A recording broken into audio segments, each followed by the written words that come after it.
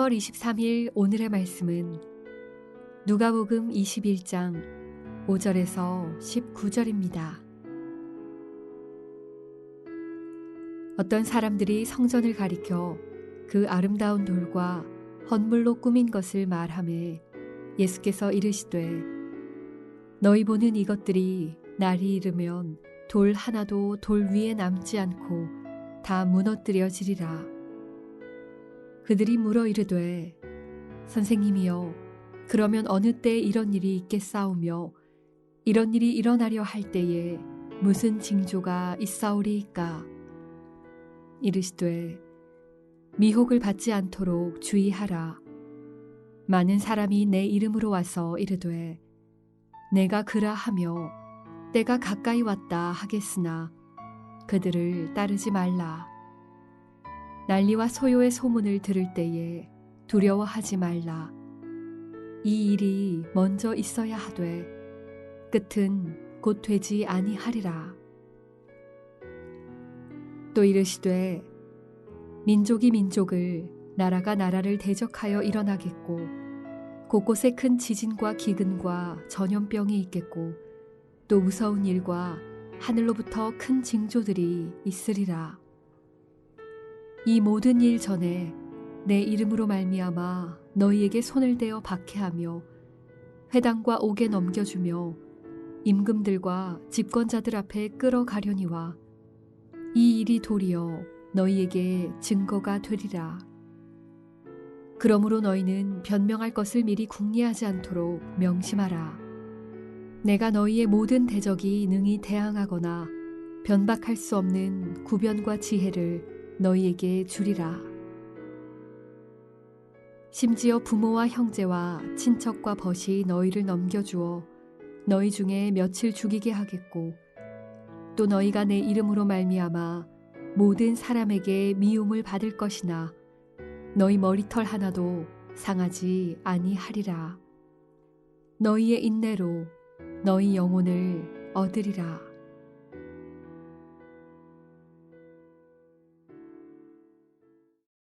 한평생 속이 꽉 찬 예수님의 제자로 살아가시기를 축복합니다. 오늘 누가복음 21장 5절에서 19절을 본질을 잃지 않는 믿음이라는 주제로 묵상하고자 합니다. 예수님께서 성전에서 나와서 가실 때에 제자들의 화두가 무엇이었을까요? 그것은 성전의 아름다운 모습이었습니다. 아름다운 돌과 허물로 장식된 성전을 보며 제자들은 깊이 감동스러워했습니다. 그러나 이들의 마음에 찬물을 끼얹는 예수님의 말씀이 있습니다. 너희 보는 이것들이 날이 이르면 돌 하나도 돌 위에 남지 않고 다 무너뜨려지리라. 제자들에게 얼마나 큰 충격이었을까요? 어제 묵상한 서기관들의 모습과 지금 제자들이 칭찬하고 있는 성전의 모습은 공통성이 있습니다. 척, 채, 경건의 모양과 형식은 있으나 경건의 본질, 경건의 알갱이가 없는 공연자들 같은 서기관들. 겉모습은 굉장히 감동스럽지만은 웅장하고 아름답지만 그러나 성전으로서의 본질은 다 상실한 채 껍데기만 남고 속에는 인간의 탐욕과 강도의 소굴 같은 아주 속스러운 속된 비즈니스가 가득한 마켓이 되어버리고 말았습니다. 하나님을 향한 사랑도 없고 하나님의 임재도 느낄 수 없는 완전 종교 시장판이 되고 만 것입니다.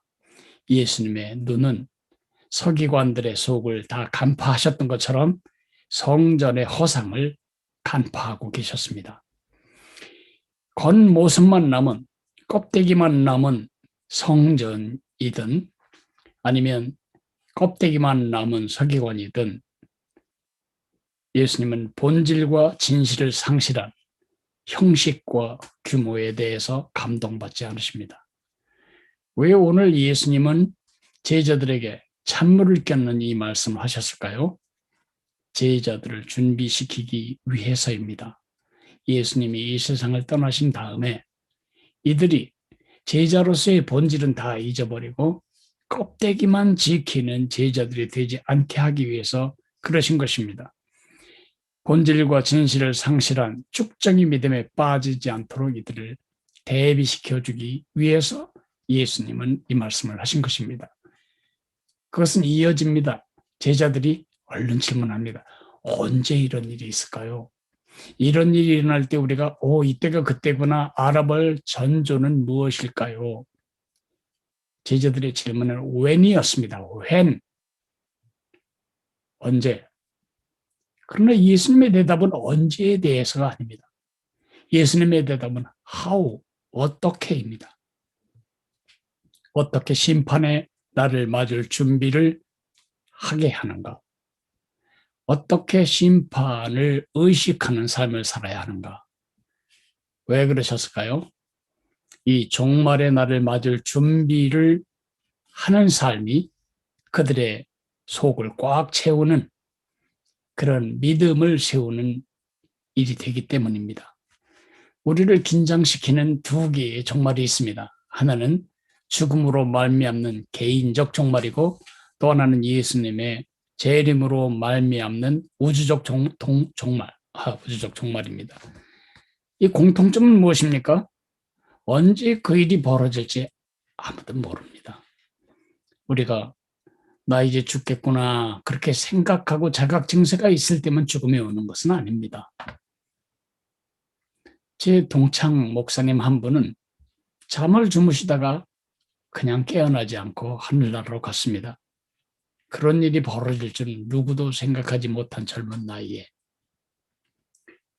이렇게 개인적인 종말이 되었던 우주적인 종말이 되었던 그 때를 모르는 것이 축복입니다. 왜냐하면 긴장을 잃지 않음으로써 본질을 지켜나가도록 하게 만들어주기 때문입니다. 종말의 징조가 더 많이 보일수록 제자는 껍데기 신앙이 아닌 껍데기를 장식하는 신앙이 아닌 그 속에 주님을 향한 사랑, 주님에 대한 믿음, 주님을 바라는 소망으로 채우는 일에 집중해야 합니다. 순금반지는 절대 도금하지 않습니다. 진짜 꽃에는 향수를 뿌리지 않습니다. 진짜 왕을 모신 우리는 진짜 예수님의 제자로 살아야 합니다. 무늬만 제자, 형식만 제자가 아니라 속속들이 본질이 예수님의 제자인 사람으로 서야 합니다. 그래야 그것이 재림이 되었던 죽음이 되었던 이 땅에서의 환란이 되었던 심판이 되었던 시련이 되었던 팬데믹이 되었던 흔들거리지 않는 참제자로 살아갈 수가 있는 것입니다. 껍데기, 형식, 모양, 문이나 유지하는 제자로 살지 않아야 합니다. 예수님이 오실 때가 되었던 예수님께 죽음을 통해 가게 되었던 환란을 만날 때가 되었던 시련을 겪을 때가 되었던 흔들림이 없는 제자로 살아갈 믿음의 본질에 집중해야 합니다. 예수님께 대한 믿음, 소망, 사랑은 다 잊어버린 채 껍데기만 남은 제자의 모습을 하나님과 자녀들과 믿음의 형제들과 우리의 이웃에 보이지 않아야 하겠습니다. 오늘 암구호는 본질에 집중하라는 것입니다. 오늘 기도 제목은 껍데기나 형식이나 모양이나 문이나 유지하는 제자로 살지 않게 해달라고 기도해야 합니다. 예수님이 오실 때든 환란을 만날 때든 시련을 겪을 때든 흔들거림이 없는 제자로 살아갈 믿음의 본질에 충실하도록 기도해야 합니다. 그리고 오늘 우리가 중보해야 할 대상은 겨우겨우 껍데기, 형식, 무늬를 유지하고 신앙생활이라고 착각하고 그 소중한 삶의 기회를 낭비하는 명목상 크리스천들이 속히 거기서 나와서 진짜 본질을 회복하도록 중보해야 되겠습니다. 기도하겠습니다.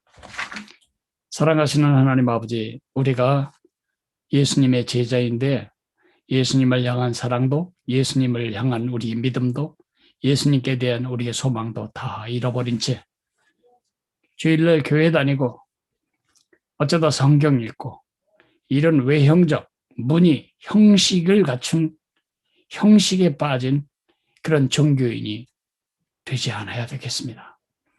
하나님, 우리 안에 예수의 생명이 우리 안에 작동하지 않는다면 우리는 살아있는 예수님의 제자라고 말할 수가 없을 것입니다. 고마우신 주님, 우리의 본질을 잃지 않는 그런 믿음의 제자로 살아가도록 복을 주시기를 간절히 빌고 원합니다. 서기관들처럼 성전처럼 껍데기만 남은 믿음의 삶을 살지 않도록 은혜를 베풀어 주시고 우리 주변에 첫사랑을 잃어버리고 형식과 모양새에 머물러 있는 수많은 명목상의 크리스천들이 다시 첫사랑의 본질을 회복하도록 은혜를 베풀어 주옵소서. 예수님 이름으로 감사하며 기도했습니다. 아멘. 하늘에 계신 우리 아버지여, 이름이 거룩히 여김을 받으시오며 나라가 임하시오며 뜻이 하늘에서 이루어진 것 같이 땅에서도 이루어지리이다. 오늘 우리에게 일용할 양식을 주시옵고 우리가 우리에게 죄 지은 자를 사하여 준 것 같이 우리 죄를 사하여 주시옵고 우리를 시험에 들게 하지 마시옵고 다만 악에서 구하시옵소서. 나라와 권세와 영광이 아버지께 영원히 있사옵나이다. 아멘.